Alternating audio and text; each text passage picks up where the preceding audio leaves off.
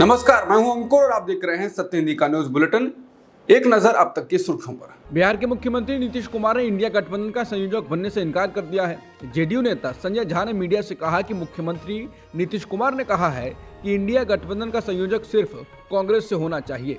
India गठबंधन की शनिवार को ही बैठक के बाद एनसीपी प्रमुख शरद पवार ने पुणे में कहा, हर किसी का सुझाव था कि नीतीश कुमार को संयोजक की जिम्मेदारी लेनी चाहिए, लेकिन उनका मत था कि जो पहले से इस भूमिका में है उसे ही इस पद पर बने रहना चाहिए।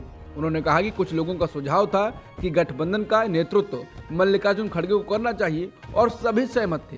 प्रधानमंत्री के चेहरे के बारे में उन्होंने कहा कि चुनाव बाद अगर बहुमत मिलता है तो हम देश के सामने बेहतर विकल्प देने की स्थिति में होंगे। नीतीश कुमार को लेकर बीजेपी नेताओं ने चुटकी ली है। बीजेपी के वरिष्ठ नेता और सांसद रविशंकर प्रसाद ने कहा, क्या उन्हें संयोजक बनाने का ऑफर सीरियस था क्या? अगर सीरियस था तो पहले क्यों नहीं दिया? अगर नॉन सीरियस था तो अभी क्यों दिया? कभी कभी मुझे हंसी आती है कि कैसा गठबंधन है कि वैकेंसी है ही नहीं, कौन जीतने वाला है इसकी गारंटी है नहीं, उठापटक संयोजक बनाने पर हो रही है। एक कहावत है कि बड़े बेआबरू होकर तेरे कूचे से निकले। बिहार बीजेपी के अध्यक्ष सम्राट चौधरी ने कहा कि बिहार के लोग उम्मीद कर रहे थे कि नीतीश कुमार को पीएम चेहरा घोषित किया जाएगा, लेकिन गठबंधन ने उनका नाम नहीं घोषित किया। इंडिया गठबंधन के लोग चाहते ही नहीं हैं। कांग्रेस ने ट्वीट कर बताया है कि आज आम आदमी पार्टी के प्रमुख अरविंद केजरीवाल से कांग्रेस अध्यक्ष मल्लिकार्जुन खड़गे और पूर्व अध्यक्ष राहुल गांधी की मुलाकात हुई। इस मौके पर कांग्रेस के संगठन महासचिव केसी वेणुगोपाल और आम आदमी पार्टी के सांसद राघव चड्ढा भी मौजूद रहे। बताया जा रहा है कि सीट शेयरिंग को लेकर यह बैठक हुई है। ये पहली बार है जब इंडिया गठबंधन की बैठकों से इतर अरविंद केजरीवाल, खड़गे और राहुल गांधी के बीच व्यक्तिगत रूप से कोई बैठक हो रही हो। दिल्ली शराब नीति मामले में ईडी ने दिल्ली के मुख्यमंत्री अरविंद केजरीवाल को चौथी बार पूछताछ के लिए बुलाया है। उन्हें 18 जनवरी को जांच एजेंसी के सामने पेश होने के लिए कहा गया है। केजरीवाल को 3 जनवरी को भी ईडी ने पूछताछ के लिए बुलाया था, लेकिन केजरीवाल 3 जनवरी की पूछताछ में ये कहते हुए शामिल नहीं हुए कि ईडी का समन अवैध है और उसका एकमात्र उद्देश्य उन्हें गिरफ्तार करना है। उन्होंने 2 नवंबर और 21 दिसंबर को भी जांच एजेंसी के सामने पेश होने से इनकार कर दिया था। तब उन्होंने अलग वजह बताई थी। ईडी के द्वारा अरविंद केजरीवाल को चौथा समन भेजे जाने पर आपने बयान दिया है। पर्यावरण मंत्री गोपाल राय ने कहा है कि भाजपा दिल्ली के मुख्यमंत्री अरविंद केजरीवाल को लोकसभा चुनाव के लिए प्रचार करने से रोकने के लिए ईडी का दुरुपयोग कर रही है। उन्होंने केजरीवाल को ईडी के समन के समय पर सवाल उठाया और कहा ये 18 जनवरी से उनके गोवा दौरे से पहले आया है। उन्होंने कहा कि ईडी को भाजपा का राजनीतिक हथियार बनने से बचना चाहिए। राय ने यह भी आरोप लगाया कि समन की खबर केजरीवाल तक पहुंचने से पहले ही मीडिया में लीक हो गई थी।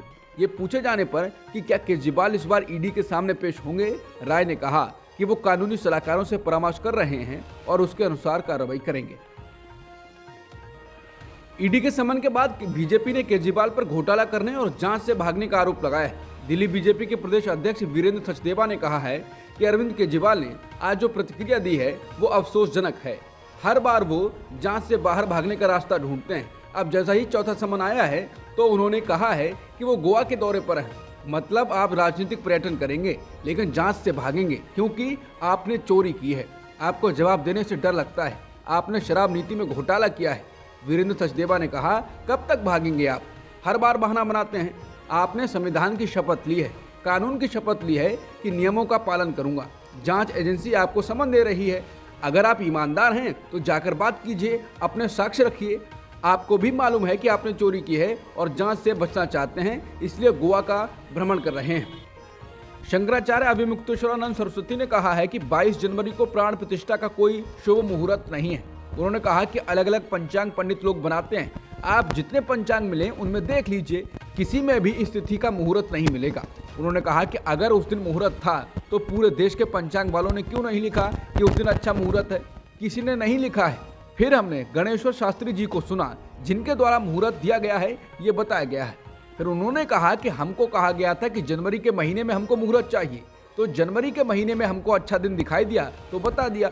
तो सवाल ये है कि जनवरी के महीने में ही चाहिए, ये उनको कौन कह रहा था और कहने वाले का उद्देश्य क्या था? शंकराचार्य अभिमुक्तेश्वरानंद लगातार प्राण प्रतिष्ठा कराए जाने के खिलाफ बोल रहे हैं। अब उन्होंने फिर कहा है कि राम मंदिर अधूरा है, ये प्राण प्रतिष्ठा धर्म के खिलाफ है। उन्होंने कहा कि इतिहास ये भी याद रखेगा कि शंकराचार्य प्राण प्रतिष्ठा में नहीं आए थे। इसके साथ ही उन्होंने कहा कि जो इनके खिलाफ बोले वो कांग्रेसी कैसे हो जाता है। उन्होंने कहा कि जब हम दूसरी पार्टियों के खिलाफ पहले खड़े होते थे तब भाजपा हमारे साथ आकर खड़ी होती थी और आज वो हमारे खिलाफ हो गए हैं क्योंकि हम उनकी कमियां निकाल रहे हैं। समाजवादी पार्टी के नेता अखिलेश यादव ने रामलला की प्राण प्रतिष्ठा और राम मंदिर के उद्घाटन में कथित तौर पर शंकराचार्यों के न जाने के मुद्दे पर टिप्पणी की है। एक दिवसीय दौरे पर वाराणसी पहुंचे अखिलेश यादव ने कहा कि देश के चारों शंकराचार्य को हम सम्मान की दृष्टि से देखते हैं। बीजेपी अब उन पर भी सनातनी न होने का आरोप लगा सकती है। अखिलेश ने कहा कि चारों शंकराचार्य हमारे धर्म के अगुवा हैं। अगर वो रामलला की प्राण प्रतिष्ठा में नहीं जा रहे हैं तो क्या बीजेपी उन पर भी सनातनी न होने का आरोप लगाएगी? ये विपक्ष के नेताओं पर जो आरोप लगा रहे हैं वो हमारे पूजनीय शंकराचार्यों पर भी आरोप लगा सकते हैं। राम मंदिर को लेकर कांग्रेस के फैसले पर मंत्री हरदीप सिंह पुरी ने बयान दिया है। उन्होंने कहा है कि कांग्रेस के नेता ही मुझसे कह रहे हैं कि पार्टी का ये फैसला बैकफायर करेगा। पुरी ने कहा कि आपको जाना या नहीं जाना चाहिए, मत जाइए, लेकिन अगर आप ऐसे बयान देते हैं तो मुझे लगता है कि उन बयानों के नतीजे गलत होंगे। मेरा निजी तौर पर मानना है कि आस्था विश्वास पर आधारित किसी भी व्यवस्था में आपको किसी भी स्तर पर इस तरह के बयान नहीं देने चाहिए। उन्होंने कहा कि इस मुद्दे पर कांग्रेस के भीतर ही मतभेद है, पार्टी बटी हुई है। 1990 में राम जन्मभूमि आंदोलन से जुड़े बीजेपी के वरिष्ठ नेता लालकृष्ण आडवाणी ने कहा है कि वो केवल रथ के सारथी रहे, लेकिन ये भाग्य का फैसला है कि एक दिन राम मंदिर हकीकत बन जाएगा। राष्ट्र धर्म पत्रिका के लिए लिखे लेख में लालकृष्ण आडवाणी ने 33 साल पहले की घटनाओं को याद किया और कहा कि वो राम मंदिर प्राण प्रतिष्ठा के लिए अयोध्या जाना चाहते हैं। उन्होंने ये भी कहा कि उन्हें खुशी है कि भगवान राम ने मंदिर की प्राण प्रतिष्ठा के लिए अपने समर्पित अनन्य भक्त पीएम मोदी को चुना है। उन्होंने रथ यात्रा में मौजूदा प्रधानमंत्री मोदी की भूमिका के बारे में भी लिखा कि मोदी उस वक्त अधिक चर्चित नहीं थे और वो यात्रा के समय उनके साथ थे। उन्होंने लिखा, जब प्रधानमंत्री मंदिर की प्राण प्रतिष्ठा करेंगे उस वक्त वो भारत के हर नागरिक का प्रतिनिधित्व कर रहे होंगे। मुझे उम्मीद है कि भगवान राम के मूल्यों को सीखने में यह मंदिर लोगों की मदद करेगा। मॉरिशस सरकार ने अयोध्या में राम मंदिर के प्राण प्रतिष्ठा समारोह वाले दिन हिंदुओं के लिए 2 घंटे की विशेष छुट्टी का ऐलान कर दिया है। शुक्रवार को मॉरिशस सरकार के कैबिनेट ने इससे संबंधित एक प्रस्ताव को मंजूरी दे दी। मॉरिशस के प्रधानमंत्री कार्यालय की वेबसाइट पर जारी नोट्स में कैबिनेट के फैसले की जानकारी दी है। ब्रिटेन के राजदूत जेन मैरियट ने कुछ दिन पहले पाक अधिकृत कश्मीर का दौरा किया था। उस दौरे के बाद से भारत नाराज है और अब विदेश मंत्रालय की तरफ से एक बयान भी दिया गया है। जोर देकर कहा गया है कि भारत के लिए उसकी संप्रभुता जरूरी है और उसका उल्लंघन बर्दाश्त नहीं किया जा सकता। एक जारी बयान में विदेश मंत्रालय ने कहा कि अगर किसी के द्वारा भी भारत की संप्रभुता और क्षेत्रीय अखंडता का उल्लंघन किया जाएगा तो उसे किसी भी कीमत पर स्वीकार नहीं किया जा सकता है। हमारी तरफ से भारत में स्थित ब्रिटिश उच्चायुक्त के समक्ष विरोध दर्ज करवाया गया है। वहीं इसी दौरे को लेकर मैरियट ने 2 टूक कहा है कि 70% ब्रिटिश पाकिस्तानी मीरपुर से हैं। ऐसे में उनके हितों के लिए काम करना उनकी जिम्मेदारी है। रामदेव इस बार अपने एक विवादित बयान की वजह से सुर्खियों में हैं। हालांकि उन्होंने सफाई दे दी है। सोशल मीडिया पर एक वीडियो वायरल हो रहा है जिसमें बाबा रामदेव ये कहते हुए सुनाई दे रहे हैं कि ओबीसी वाले ऐसी तैसी कराएं, मैं ब्राह्मण हूं और चारों वेद मैंने पढ़े हैं। हालांकि इस बयान को लेकर बाबा रामदेव ने कहा कि उन्होंने ओबीसी शब्द का प्रयोग नहीं किया, उन्होंने ओवैसी कहा है। बाबा रामदेव ने कहा कि ओवैसी तो उल्टा दिमाग का आदमी है, उसके पूर्वजों की देशद्रोही सोच रही है। रामदेव ने कहा कि ओबीसी को लेकर मैंने कुछ नहीं कहा। बता दें, आस्था चैनल के कार्यक्रम में बाबा रामदेव ने खुद को अग्निहोत्री ब्राह्मण बताया और गोत्र ब्रह्म गोत्र बताया। बाबा रामदेव ने आगे कहा, ओबीसी वाले ऐसी तैसी कराएं, मैं ब्राह्मण हूँ, 4 वेद मैंने पढ़े हैं। इसके बाद लोगों ने माफी मांगो बाबा रामदेव ट्विटर पर ट्रेंड कराया और जेल भेजने तक की बात कह दी। पिछले साल अगस्त में सोशल मीडिया पर एक वीडियो वायरल हुआ था। उत्तर प्रदेश के मुजफ्फरनगर के इस वीडियो में प्राइमरी स्कूल की एक टीचर छात्रों से एक सहपाठी मुस्लिम छात्र को थप्पड़ मारने का आदेश दे रही थी। इसके लिए उस महिला टीचर की खूब आलोचना हुई थी। पुलिस ने भी मामला गरमाने के बाद एक एफआईआर दर्ज करके मामले की जांच शुरू कर दी थी। लेकिन शुक्रवार को सुप्रीम कोर्ट ने इस मामले की जांच की दशा और दिशा को लेकर अपना असंतोष जताया। जस्टिस अभय एस ओका और जस्टिस उज्जवल भुयन ने सामाजिक कार्यकर्ता तुषार गांधी की एक जनहित याचिका की सुनवाई करते हुए कहा कि राज्य सरकार ने इस मामले में उस तरह से काम नहीं किया जिसकी उम्मीद की जाती है। तुषार गांधी ने इस मामले की उचित और समयबद्ध तरीके से जांच करने के आदेश देने की मांग अदालत से की थी। पश्चिम बंगाल के पुरुलिया जिले में गंगा सागर जा रहे 3 साधुओं समेत 6 लोगों को भीड़ ने अपहरणकर्ता बताते हुए बुरी तरह पिटाई कर दी। इससे वहां बवाल हो गया और इसे महाराष्ट्र के पालघर की तरह मॉब लिंचिंग जैसी घटना बताई जा रही है।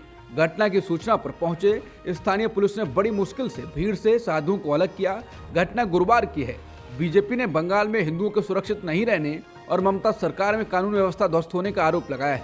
मामले में पुलिस ने 12 लोगों को गिरफ्तार किया है। दरअसल तीनों साधु और 3 अन्य लोग एक गाड़ी से मकर संक्रांति स्नान के लिए गंगा सागर जा रहे थे। राह भटक जाने की वजह से उन्होंने सड़क पर खड़ी कुछ लड़कियों से रास्ता पूछा तो लड़कियां चिल्लाते हुए भागने लगी। इस पर वहां बड़ी संख्या में लोग जुट गए और साधुओं को अपहरणकर्ता बताते हुए उन पर हमला कर दिया। हमलावरों ने साधुओं के कपड़े भी फाड़ दिए और बुरी तरह पीटा। स्थानीय पुलिस जब तक वहां पहुंची तब तक साधुओं को बुरी तरह पीटा जा चुका था। बड़ी मुश्किल से पुलिस ने भीड़ से साधुओं को छुड़ाया और काशीपुर थाने ले आई। तमिलनाडु के मुख्यमंत्री एम.के. स्टालिन ने उस खबर को अफवाह बताया है जिसमें कहा जा रहा था कि उनके बेटे और मंत्री उदयनिधि स्टालिन को जल्द ही उप मुख्यमंत्री बनाया जाएगा। सीएम ने कहा कि उदयनिधि स्टालिन ने यह कहकर अफवाह फैलाने वालों का मुंह बंद कर दिया है कि वो सभी मंत्रियों और मुख्यमंत्री के डिप्टी होंगे। स्टालिन ने कहा ये अफवाहें द्रमुक की युवा शाखा के सम्मेलन के उत्साह को कम करने के लिए फैलाई जा रही हैं।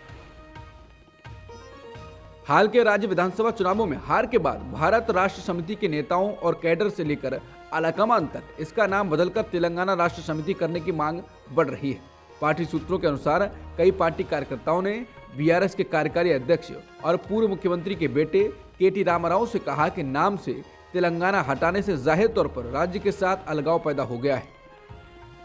अमेरिका ने यमन में हूती विद्रोहियों के ठिकानों पर शनिवार को भी हवाई हमले किए। अमेरिकी सेना ने बताया है कि शनिवार को स्थानीय समय अनुसार सुबह 3:45 पर यह हमले किए गए।